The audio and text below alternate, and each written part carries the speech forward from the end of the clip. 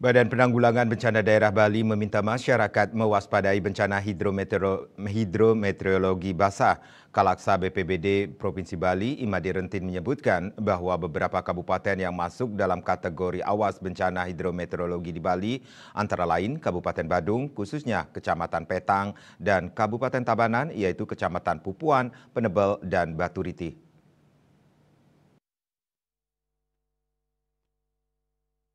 Kalaksa BPBD Provinsi Bali Imade Rentin mengatakan kategori awas berarti intensitas hujan rata-rata mencapai 300 mm dasarian.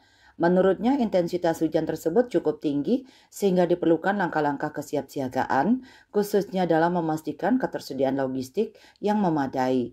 Untuk memperkuat kapasitas logistik, BPBD Bali menyerahkan paket logistik bencana kepada BPBD Kabupaten Kota se-Bali pada 2 Desember yang menjelaskan bahwa penyerahan bantuan tersebut bersumber dari APBD Provinsi Bali dan merupakan bentuk intervensi pemerintah Provinsi Bali untuk memperkuat kesiapan logistik BPBD Kabupaten Kota.